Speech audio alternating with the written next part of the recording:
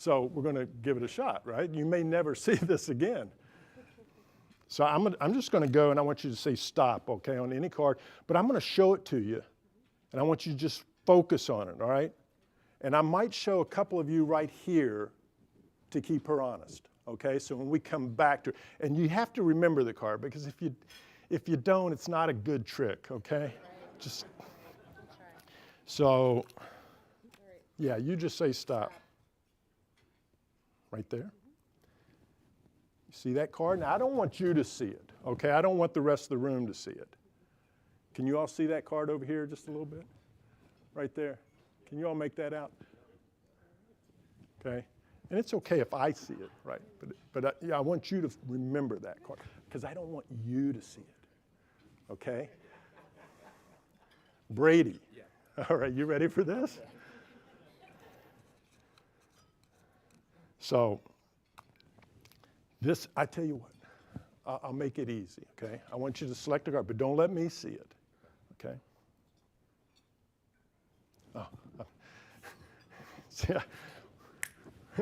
No, I'm looking at him, right? I say, no, I tell you what, I know there's a lot of pressure up here, right? Are you nervous right now? A little bit, okay. Well, so am I. So I remember I've only done this once, right? All right, so I want you to take a couple of cards and pick like two together. It's okay. Yeah, don't let me see them. Just make sure that they're different from each other. Okay. Now put them behind your back. I mean, they're not. When I say different, they're not two jokers or right. Okay. So now just start mixing them up behind your back. Okay. So top, bottom to top, bottom to top, bottom, and then reverse it. So even you might not know the order of those two. And so when you think that they're mixed up behind your back, are you still concentrating on your card, right? Got that? Okay. And when you're convinced that they're shuffled, you can stop, okay? Now, I want you to bring just one from behind your back. Keep the other one behind your back. I want you to bring one out, face down, right there on my palm. I'll put that with the rest. And now that leaves you with one behind your back. Now, nobody knows what the two cards were.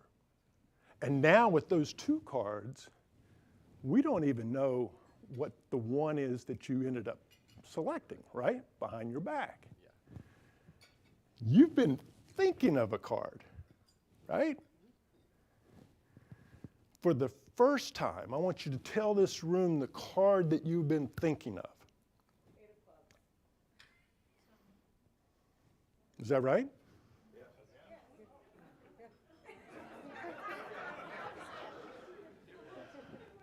Yeah. Was it?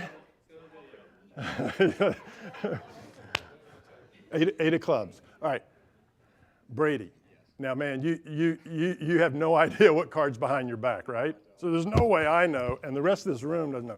For the first time, there's a camera right there to the back. If you would just slowly show it right to the camera. Is that it? Yes.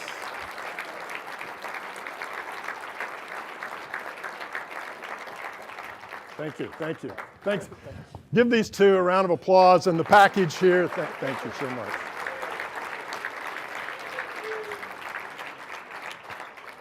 Oh man, that's some good stuff, right? All right, we're going to get really into the good stuff now. I want to introduce a couple of partners that are going to help us keep this all thing, down the center and in between the rails. The two MCs for today really need no introduction. Steve Rappaport, the TV 29 news anchor. I don't know where he is, right? Oh, there he is, sitting at my table. Okay. Yeah. So he's the guy that we all can trust, right? Because he comes into our living room every night, right, giving us the news. We thank you. So I'm gonna introduce him, and then with him is the new voice of the Cavaliers. Does the radio play-by-play for football and basketball, Mr. John Freeman. So you'll get to meet him right now. Both of those guys, come on up.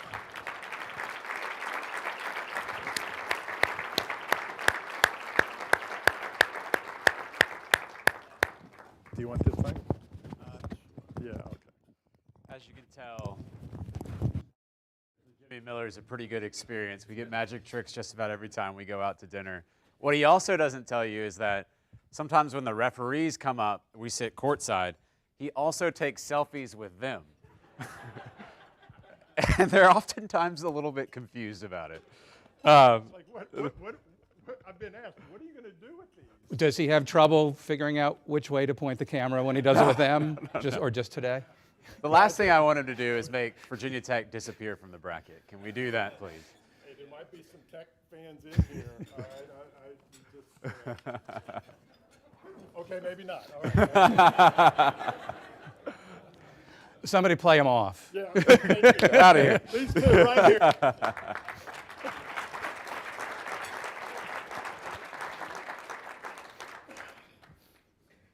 Get it started, Steve. All right, let's do this. All right, so for everyone who's back after a couple of years gone, welcome. I'm glad we can do this and everybody kind of be in person again. There are some changes this year, so we want to make some notes so you get all your brackets taken care of correctly. This year we were asking our bracketologists just to kind of focus on their final 4 picks. And then maybe who they expect to win it all, some other highlights, but rather than go through all 68 teams and whatnot. And we also have a feeling that this year there won't be this whole mass pick of one team that everyone favors. We just want to try just to mix it up just for 1 year. All right, so right now, let's get into the competition. You can reserve your online bracket, okay? There are 3 ways you can do that this year. In your program, there's a QR code. You can just scan that with your phone. That'll take you right to where you can register. Nice and simple. You can do it the way we have in the past sometimes. You can just send an email to bb@pcasa.org. Send that with your name in it. Those instructions also in the program, so easy enough. 2 easy ways to get involved. Yes. So we also have a bunch of prizes, which is a wonderful thing to get if you put together a well-done bracket. We have a 65-inch Sony Smart LED UHD TV. I don't even know what UHD stands for, but it sounds like something you would want. Donated by Crutchfield, thankfully. And in the event of a tie, we'll go to a lottery. There are also prizes during different rounds. And then when you also go to the link that you'll receive, there is an online auction with things like basketball signed by head coach Tony Bennett, jersey signed by former Virginia football player Chris Long, U-Haul bricks signed by Ralph Sampson, a couple more. I think there's also a dinner cooked in your home by Jimmy Miller. Yeah. Among other people who can cook. Yes. But Jimmy will be there also. So a whole lot of good prizes and also auction items. All right, the TV, by the way, will go to the person that has the most successful bracket. So no pressure. All right, more online tournament and auction stuff. We have prizes that we'll give out today. So you don't have to wait for all these good things. So we're going to do this. This is new, okay? Everyone reach under the front of your chair and check to see if you have a piece of paper taped under your chair. Now people are going, I knew I should have sat over there. All right, if there is something there, if you have a piece of paper, you are a winner, so stand up at your table if you have a piece of paper under your chair. All right. Let's make sure we're okay with all these people winning. Is there someone you want to change? All right, if your slip of paper says Gerhardt's, guess what you won? Who's got Gerhardt's? Did I hear? No, but we get, if nobody has it, do you? If nobody has it, we split it? Is that how that works? Well, we want the wine. That's coming Oh, next. that's. All right, so if you had Gerhardt's, you win chocolate. Raise your hand if your slip of paper says dogwood and thistle. All right. Nice little wine gift bag.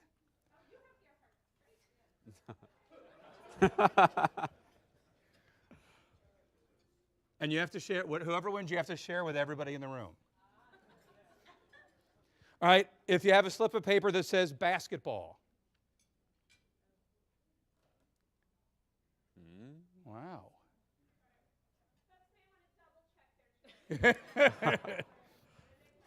Or Check- somebody yeah. should just start ACAC going has right all here the on this prizes. table. Check your friends' chairs. Coach Ryan's going for it. All right, if you wind up with a piece of paper that says basketball, you have a basketball signed by Tony Bennett as your prize. Now people will check. Okay. Everyone else that found a piece of paper under their chair has a signed copy of one of our bracketologists, is an author, is an up-and-coming author.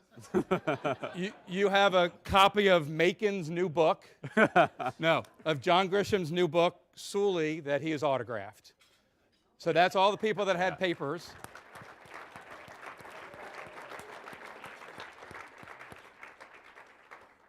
Did we give away the wine? Did we give away the wine, man? Shh, about the wine. Okay. It's breakfast. We'll have breakfast later. All right. Let's get right to it. Let's welcome up our 4 esteemed panelists here, our bracket experts. You may or may not want to take their advice when filling out your own bracket. And we'll start with the 9th president of the University of Virginia, also known as our sports fan in chief. When he's not at the game or focusing on making the school in Charlottesville a better place, you can probably see him running very fast around Charlottesville. He just finished the Boston Marathon in 3 hours and 2 minutes. Yes. That is a 6:58 pace for those who are calculating. He will maybe walk up to the stage, maybe run up to it. It is President Jim Ryan. Good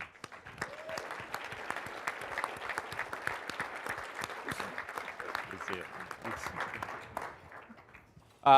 As a child, John Grisham dreamed of being a professional baseball player. We all know he shifted gears and became a lawyer, and then a little direction change after that as well. Since 1989, he has written 37 novels, all while staying involved in this community, being an avid Who's fan. I always say the New York Knicks have Spike Lee. We have John Grisham courtside at the John Paul Jones Arena. Bring up author John Grisham.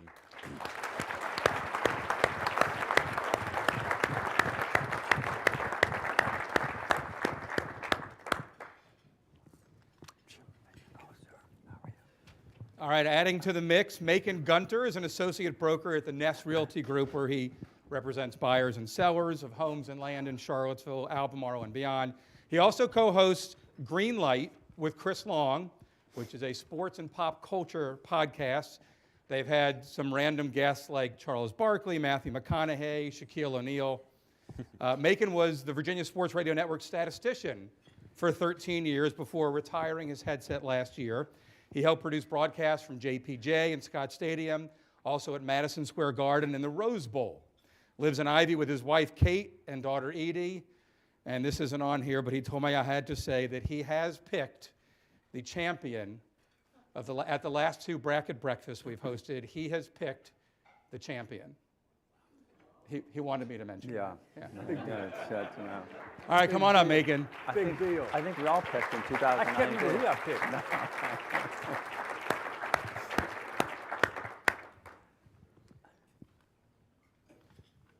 You weren't supposed to say I told you to say that. Oh, I wouldn't say. Yeah, I know. It's not a show, I know. Hey, good to see you. How you doing? All right, Macon has picked a champion of a basketball tournament. Caroline Darney spent 8 years active duty in the Navy as an aviator before switching to the world of sports journalism. She's covered multiple NCAA championships, ACC championships, and the College World Series in the last 7 years. Please welcome Caroline Darney.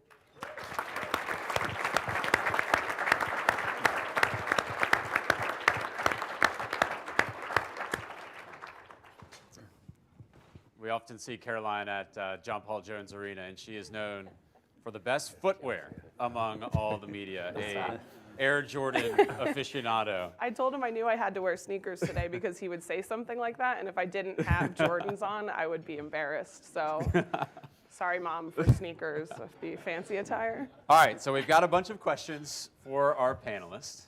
I think we'll start with President Ryan. And President Ryan, first of all, are you obligated as a president of a state university to to favor other state universities in the bracket. We've got a bunch from Virginia this year. Norfolk State, we've got Virginia Tech, we've got Richmond in the bracket as well. Any of those teams Longwood. you see? Longwood as well from the Big South. Yeah. I think I have an obligation to support all but one. Name names. No, I'm not naming. I'll leave that to your imagination. All right, so let's do some Final Four picks. Let's cut right to the chase, okay? And we'll start with you, President Ryan. Factoring everything you know and your expertise. Yeah. So, as a president of a major university, you probably realize I don't do any work myself. I have people who do it for me, and what they tell me is that the Final Four will be Gonzaga, Villanova, Kentucky, and Auburn. Now, I am kidding a little bit. I actually did a decent amount of work to prepare for this. I watched a lot of basketball. Unfortunately, it was almost entirely ACC basketball. And what I learned from watching ACC basketball is there will not be an ACC team in the Final Four this year. Beyond that, I did see Gonzaga play a game early in the season, and I usually think that Gonzaga is overrated because they have a soft schedule, but not this year. I think they're completely legit. I chose Kentucky because of John Calipari's hair. I mean, you can't beat that. And then Villanova, I think they're a really strong tournament team. And Auburn, honestly, I picked because I can never remember where Auburn is, and I thought if I pick them for the Final Four, I'll finally remember. Those are my picks. And quick follow-up. Yeah. Where is Auburn? Alabama. Auburn. Auburn, Alabama. It's at Auburn. Yeah. I now know that. Yeah. And hopefully I'll remember it next year. It's very impressive. Thank you. Did that help everybody a little bit? Yeah. You can count on those picks. All right, Mr. Grisham, your Final Four picks for this year. Are they up yet? By the way, I haven't picked a Final Four team correctly in the last 20 years. But You're due. I asked my guys who were table 12, I told them all to bring their Final Four picks to help me out. So they picked. Gonzaga got 5 votes, Kentucky got 4, Arizona got 3, and surprisingly, Kansas and Virginia Tech got 3 votes each. So that's that crew over there. I wouldn't bet on any of those picks. I'm tired of Gonzaga. I disagree. They are overrated. They do this every year. They roll in with a big fat record because they play in a weak conference, and they lay an egg. Last year they were #1 all year. They got blown out in the title game. I saw it. Yeah. So I'm not going with Gonzaga. All right. That makes me feel better. Don't bet on Gonzaga. Duke got 1 vote, but anyway, I'm going to all SEC final. Oh. Yeah, it's the strongest conference. There's so many great teams. I'm picking my dark horse. We're supposed to pick a dark horse. That's my final winner. Is Tennessee because they're red hot. They beat Kentucky 2 out of 3 games this year. They beat North Carolina by 17. They beat Arizona in December. Those games don't count, as we know, because they're in December. But anyway, that's my pick, all SEC. Now, full disclosure, you are a SEC school alum, correct? I'm an SEC, yes, very much so, except for basketball. We've lived here for almost 30 years, and we've become very big ACC basketball fans. My wife's a Tar Heel, so we go to every home game here and every home game down there. So we get a lot of basketball. That's what we do all winter. I love the ACC basketball. It's always strong, except for this year. And the SEC is just, it's a football conference, football and baseball. And so it's never, strong. I think Kentucky won, 10 years ago? That was the last SEC school to make a run.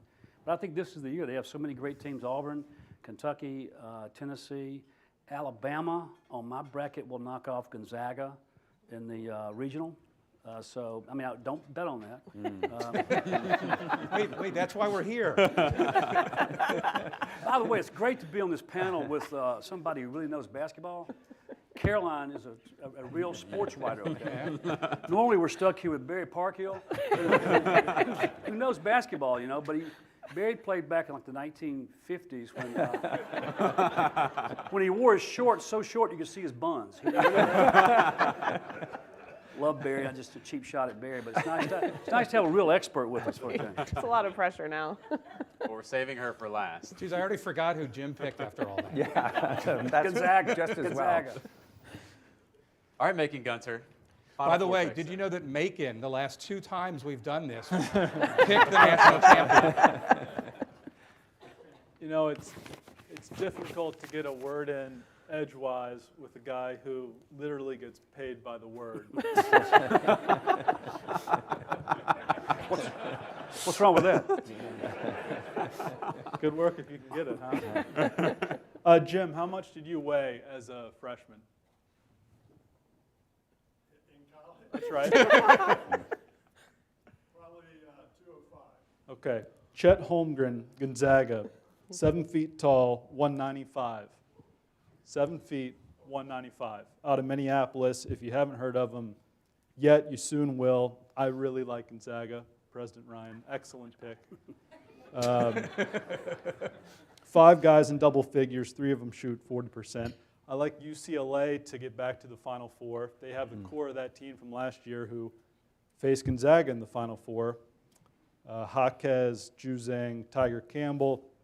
On the other side, Arizona's really good. This is their 7th 1 seed, first in 8 years. They won 15 of 16. Benedict Mathurin, 6'6" guard from Montreal. He wears number 0. And then that Midwest, I think, is going to be wide open. A lot of high ceiling, low floor teams this year. I like Wisconsin to make it. They have wins over A&M and Marquette, Houston, St. Mary's in the non-con, and then won the regular season Big Ten. Johnny Davis that's what you do. These analysts, you name a team and then list a bunch of the players, and it acts like you act like you know what you're talking about. So Gonzaga, UCLA, Arizona, Wisconsin are my 4. Pretty good picks. All right, now we He have. just called out my strategy of listing a team. This and all then leads saying, up, all leads up to. This Now, is the only person who's actually paid to cover sports on this stage, we have Caroline Darney from This is- USA Today. terrifyingly stressful now.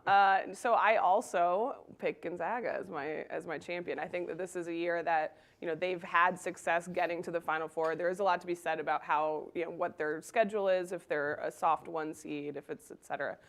I just think that this year, I think the WCC was much more difficult this year. You've seen St. Mary's and also San Fran made the tournament. And BYU was a pretty good team too. They were on the bubble for a while. So 3-bid WCC is unusual, but it happened this year. And so I really like, you talked about Chet Holmgren, you got Drew Timme. Maybe it's partly because I'm like, one of these years they've got to do it. So I'm going to keep saying it until they do. But they have the versatility. They've got good guard play with Andrew Nembhard. Anyway, so actually I've got a lot of similar teams in there. So I also went with Arizona. That's partly because I've heard they're really good, but they play on the West Coast. So I'm not entirely sure because it's way past my bedtime. So I just believe that that's actually a pretty good team. And there's a great storyline there because Tommy Lloyd was an assistant for Gonzaga. So if they do meet in the championship game, you gotta love the storylines. And then I've got a little bit of I think it might be guilt from 2019, but I have both Purdue and Auburn in my Final Four. I was filling it out and I was like, oh, I feel so bad. Oh, it must have been so terrible for you. But Purdue is a team that they've really been streaky. Their defense is not good, which I know this is a room where people love defense, and that worries me about them. But they do have another strong forwards and a really, really good guard. And so I like that combo. And I don't know, Bruce Pearl, he has the experience a little bit. They've got some really, really good guard play, some young guys. Walker Kessler was a UNC transfer, and he's just been lighting it up in the post for them. So I think that's my 4. Any of you guys have a sleeper that nobody's thinking about, besides Gonzaga, that you think might cause some trouble? Yeah. 2 words, Bula Bula. Yeah, I know, let's hear it. Okay, it's my alma mater. Unfair to say Yale is a Cinderella team. I mean, they're such a basketball powerhouse. But I feel good about them going into the tournament, and they're battle tested. They just beat the mighty Princeton Tigers in Ivy Madness, and so I think they're ready for the big dance. Just keep an eye on them. You heard it here first. I kind of regret asking now. I think I'm going to go back to WCC. I really promise I'm not like a, underground West Coast Conference like aficionado, but St. Mary's as a 5 seed is a team that I actually kind of like. They're, again, as a good Virginia alum, I'm going to pull up KenPom and talk about KenPom and advanced analytics. So they're number 16 on KenPom. So like the statistics like them. As a 5 seed, I like them, but otherwise, like my big upset picks, South Dakota State, Jackrabbits, they play wild, fast. And they've got probably the weakest 4 seed against Providence. Providence has played in a ton of close games, and that could be a trendy pick, but also might be one that everyone else in your bracket is doing. So if you're filling out a bracket and you actually want to win, maybe that's one to stay away from, because everyone else might be taking it. Macon, can we get some names and teams, please, for your Cinderella pick? I will piggyback and name the South Dakota State Jackrabbits. Providence was not in a close game most recently when they got blown out in the Big East tournament.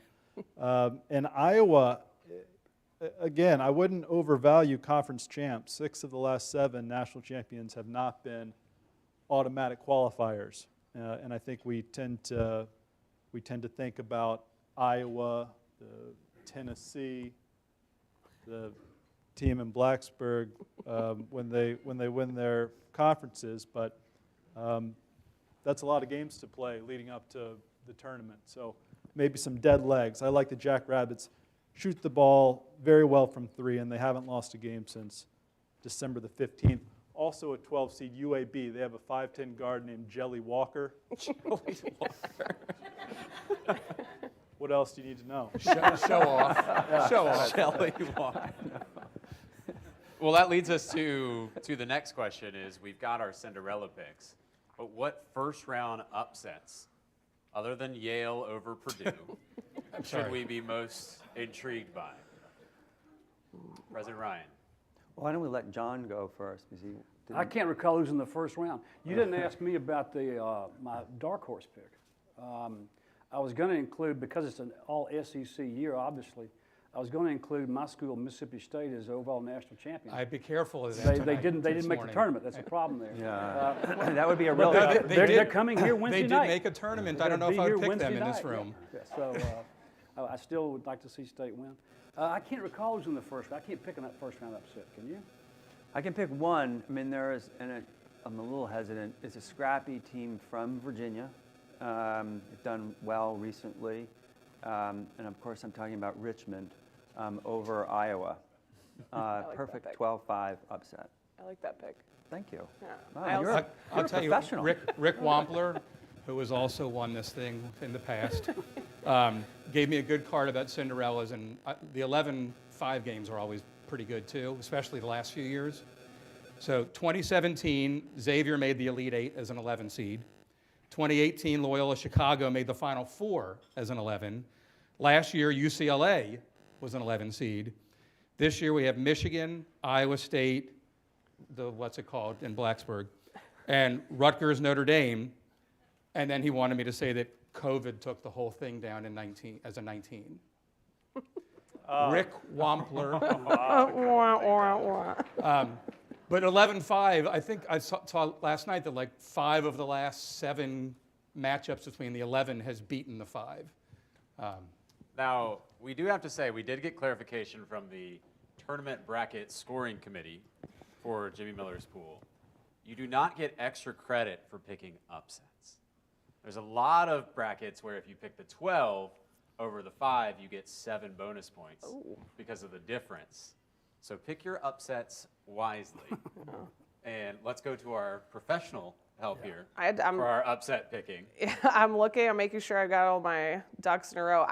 This isn't as big of an upset. Loyola Chicago over Ohio State, when that popped up, I was like, ooh, I like, their first year head coach, Drew Valentine of Michigan State lore, if you remember Drew Valentine. But they've played really, really well, and they're right in that sweet spot to make another run. But I also think my big one is going to be Chattanooga over Illinois. I think the Big Ten has had some really, really good moments. but I don't know that I trust any of them. Actually, Wisconsin might be the only one because I really like Johnny Davis. But yeah, I think that the Mocs have looked really strong, and they're the type of team that can give you fits. So I think Chattanooga over Illinois is going to be my random one. You didn't pick Chattanooga? No. Hey, Steve, here you go. 11 seeds, 23 and 21 in the first round since 2010. So I'll pick Michigan as an 11 over Colorado State. Unfortunately, there have been 2 other teams from the Commonwealth who have made the Final Four as an 11. VCU in 2011 and George Mason in 2006. So I personally am hoping that the Hokies do not continue that trend. I will say there's a pretty good chance they win that first round matchup. I hate saying it, but that Texas Tech game could be really closer than we'd like, I think. Chris Beard, trust in Chris Beard. Yeah, I was like, wait, because I said Texas Tech, and you're right, now he's at Texas. Yeah. I was like, he's not the coach there anymore. Yeah. So let's pick that game. Virginia Tech versus Texas. Texas by 75. Do they have an equivalent of Jelly Walker. Walker on Texas? It doesn't matter. We can't take another week of this. I'd take the Hokies based on the last 3 games they played. I mean, what they did in the ACC tournament is remarkable. They're red hot, and they beat Carolina and Duke by, 15 points each. Nobody saw that coming. Played 4 games in a row, and they're playing extremely well. And Texas is really up and down. I would take the Hokies. How much you want to bet? $5. Okay. Do they have to win by 75? What's the line? Do we know yet? No lines? Well, What's the Hokie line? I bet that'll be close to a pick 'em. Texas has lost 3 in a row. Yeah. Tech is not. I like Chris Beard, but I'd take the Hokies. If Tech loses, or if Tech wins, can John Grisham come on the pod? I'm scared of that pod. I've heard stories about that pod. So. I'm surprised you know what a pod is. It's a podcast, right? You You don't watch it, you listen to it, right? If that's right. If you don't know what we're talking about, great. If you do, I do not recommend that particular show and its sophomore content. It's not worth your time. I've heard rumors. Yeah, it's not. It's different. Texas is currently a 1.5 favorite. There you go. Who is? Texas. But heart is with Macon, head is agreeing with John. All right.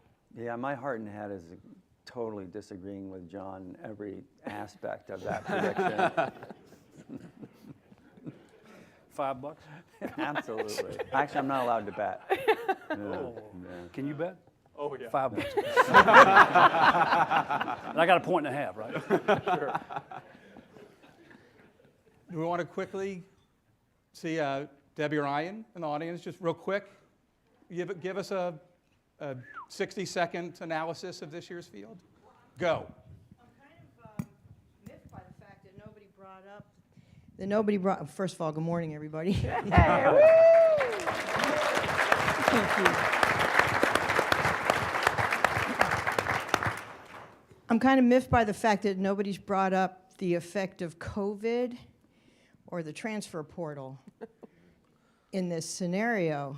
And I agree with John Grisham on Virginia Tech. And they played 4 games in the ACC tournament, which is almost impossible to do and play as well as they did in the final.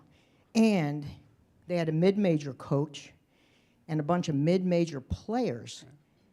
So recruiting and all these people we're talking about may be obsolete at this point. And a lot of those players were 5-year players because of COVID. So the question I have is, how many of your players that you are touting up here were 5th-year players, which basically they're men, and they really get it at that point. On 3rd and 2nd and 1st-year players might not get it quite yet.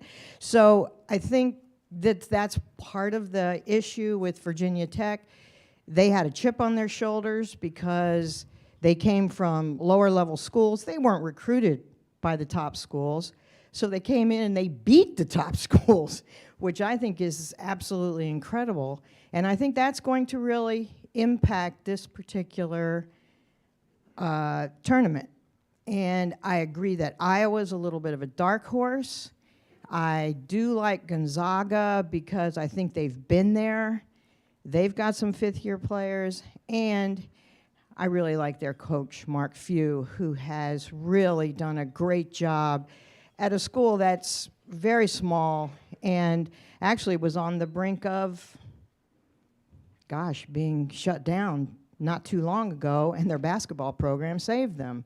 So I really think it's an interesting year, but when you're looking at it, look at how many fifth-year guys are on these teams, and what kind of grit do they play with? Because it's going to be an interesting tournament. And if Virginia Tech can get their legs back, which I don't know after 4 games, but they're probably taking ice baths 24/7 at this point.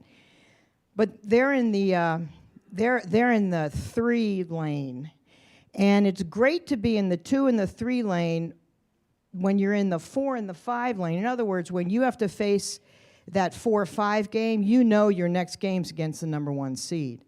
So it's a little bit more daunting than facing that 2 seed, and you get a little more time to prepare for the number 1 seed. So it's like the 3 and the 2, it's great to be in that seeded bracket because it's going to be a little bit, not an easier game, but mentally it's a little bit different. So as a coach, I'm looking at it from a completely different perspective. But I do feel like it's going to be a great tournament. There's going to be a lot of upsets. And I do think Virginia Tech's going to do a lot more than we think they're going to do. And you know what? They are from Virginia. So is Longwood. They are from, and don't count out Longwood either, because one of their top player is averaging about 15 points a game. He's the son of Donna Holt, who played here at Virginia for me and was a college All-American. Awesome. So And the Longwood, yes. and the Longwood coach is a UVA law alum. And That- I would bet on a UVA law alum. Well, I don't know about that, but And a quick question for Coach Ryan. What seed was Virginia when you took them all the way to the national championship game? oh boy, we to the national championship game. We were probably a 1 or a 2. I can't remember. I mean, I don't really pay attention to that when you're actually coaching it. You really can only stay with what's right in front of you, or you're in big trouble. Believe me, anxiety lives in the future. Thank you, Coach. Thank you, Coach.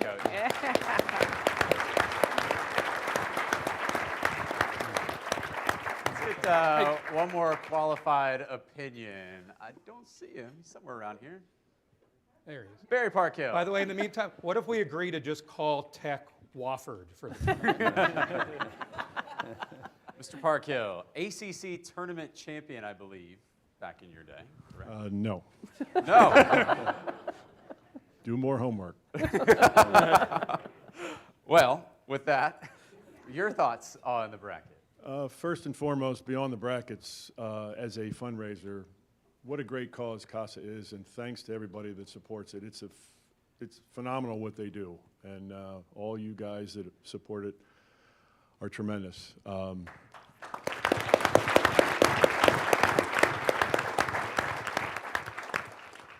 I'm a little bit surprised that Kansas has not come up. They're always going to be tough, and Villanova is a tough tournament-tested team, but I really don't care that much about the NCAA tournament this year. The fact that I've been thrown under the bus by John earlier this morning, I'm going to wager a dinner for our wives at Marigold's on the winner of the Mississippi State-Virginia NIT game. Pick 'em, no I got points. Virginia. No. I got the mic. You're old. I'm taking my boys. And again, thanks, Jimmy, for all you do for this great cause. And thanks to everybody for the support.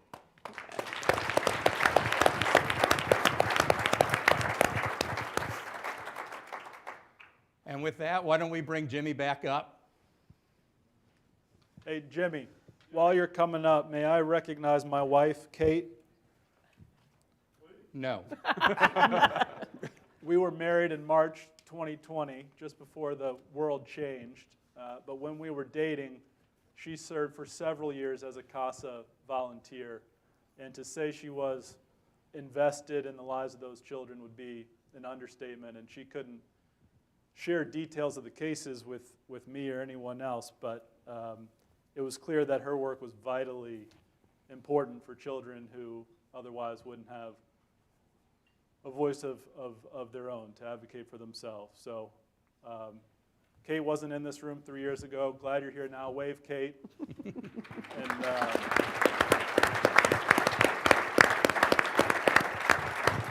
And we have a 1-year-old at home named Edie, and we have a baby boy on the way in August as well. Nice.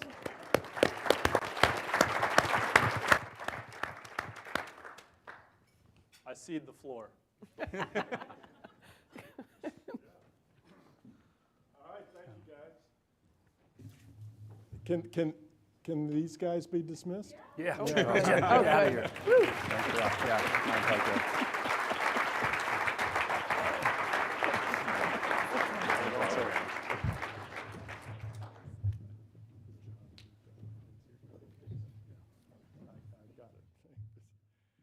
All right, so we're going to close it up here, man. This is awesome, and I thank you, everybody, for your patience here as we run through the home stretch, because the real reason why we're here talking about basketball and having fun and getting the bracket picks and everything, the question is, why are we here, right? And I just want to take a quick moment to say just that, right? You know, this is to raise awareness and important dollars for Piedmont CASA.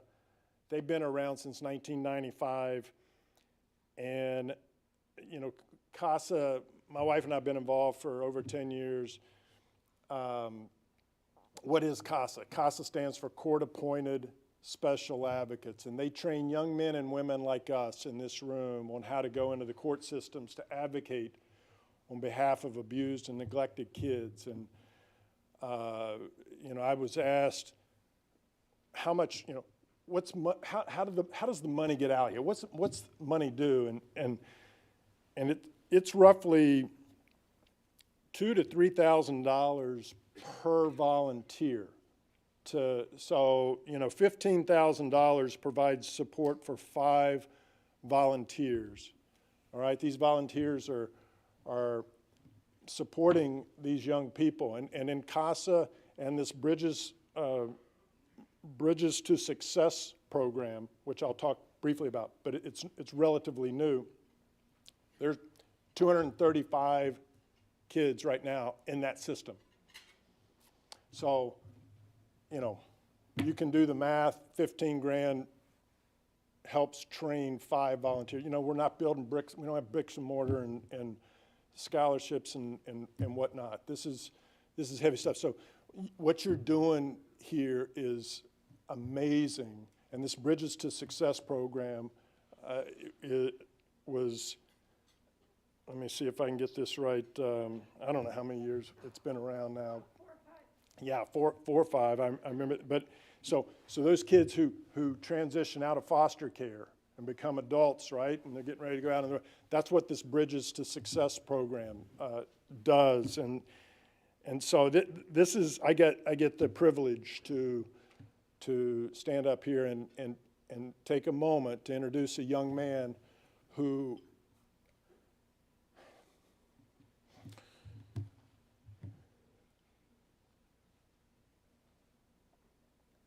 pardon me.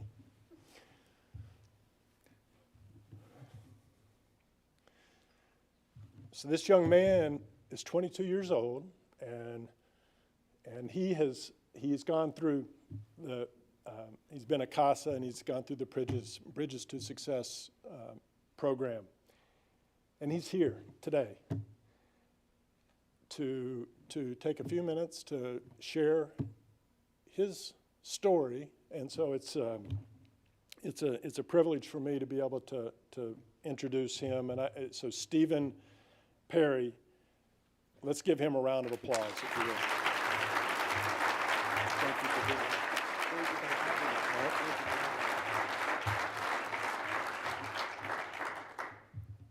Hello, everybody. Good morning. My name is Stephen. I'm from Louisa, a little ways west of here. I'm 20 years old, and I have an 18-month-old daughter, Ariana. I'm one of those people who have come to love the little things in life. After being put in foster care at 15, I slowly but surely turned into an introvert. One of those people who tries to read everybody in the room. That would be a little difficult right now.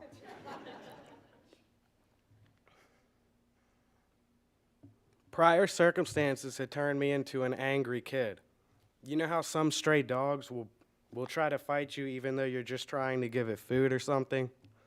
That was the general gist of my reactions to the different people I was meeting through foster care. Nothing was clicking for me. Until CASA got involved. CASA's job is to promote the well-being of kids and young adults in foster care and provide a voice for them in court as well as a source of mentoring. CASA assigned me a Bridges to Success coach, Gwen, who, being honest, is my best friend of 5 years and the person who wholeheartedly gave me the confidence to be here today. I also met Sherry, my CASA volunteer. It's not only obvious that she has my best interests in mind, it's obvious that she cares about me. And I promise you, coming from somebody who spent a lot of their childhood alone, that makes the biggest difference in the world. I've learned that the three most important things to people in this world is their money, time, and their loved ones. CASA has without question spent a lot of money and time on me, but these two have aced the job on making me feel loved. I'm as bipolar as the weather around here, but my Bridges coach helped me work through why I was so moody. She helped me understand that my anger and aggression towards other people was misplaced and showed me a clear view of who was trying to help me and who wasn't. Everybody has those specific moments in their lives where they struggle harder than others. I had a 6-month stint locked up in Newport News, surrounded by kids who wanted to hurt me and hurt themselves. Between the rotting subfloor and omnipresent fluorescent lights beaming down on me, I felt completely trapped. The only reason I didn't lose hope and kept pushing through was because Gwen picked up the phone every time I called. She drove the 3 hours to visit me as often as she could, and she would constantly remind me of my goals and how I could use being in a place like that to further them. My goal was to help kids stuck like me. So I started watching how my fellow inmates would act, and it became clear to me that most of them didn't have anything like a CASA. Their families had given up on them like mine had on me, but they didn't have the extra support I had.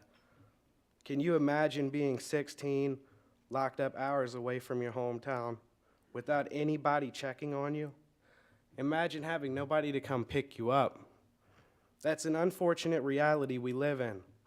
I've probably met 2,000 or 3,000 kids through the foster care system, and 98% of them clearly needed CASA intervention. My CASA volunteer, Sherry, to me at least, has a place somewhere between guardian angel and superb secretary. Any questions about pretty much anything are not too much for her to figure out. And that's really helpful because we have a really confusing legal system. I've always had access to grants and funds and bubba-duh because Sherry is at the top of her game. When it came time for me to move around, and I moved around a lot while I was in foster care, I always knew that Sherry and Gwen were going to have things ready for me. They were going to be there to help me. In 1988, President Ronald Reagan made a proclamation to make the month of May National Foster Care Month. There's a section in this proclamation where he states, "The aim of all foster care must be must be the establishment for the child of a sense of permanence and belonging. Fast forward 28 years to the last May President Barack Obama was in office. In his National Foster Care Proclamation, he states the following: as a nation, we have a duty to empower each child so that they have the same sense of promise and possibility as any other young person, no matter who they are, where they come from, or what your circumstances are. Now, the big question is, what can you, an average Joe over there, do to help kids like me? Here's what CASA's done. In 2019 to 2020, CASA volunteers amassed 139,302 volunteer hours. These hours were valued at $3,964,535. I'm sure everybody in this room has donated their money to something in their life. You're all aware of the effects that has. Every year since I got put in foster care, my CASA workers were able to drop off bags of things I had asked for at Christmas and on my birthday because people like you had donated money. You guys know what Christmas feels like. It's awesome. The most valuable thing they've given me has been their time. A person who volunteers their time to help a kid find their way back through a hard life is the kind of person I'd want to be around, especially to have my back. These two have been the stability for me this whole time. They're the only constants in a crazy, very surreal journey through foster care. Now I'm an old man, and my favorite things in the world is being able to hang out with my daughter and go fishing and stuff. My Bridges to Success coach built the bridges for me to travel to success, and my CASA volunteer advocated for me when I was confused and didn't know what to do or where to go. My daughter and I owe you guys so much. Thank you all for having me.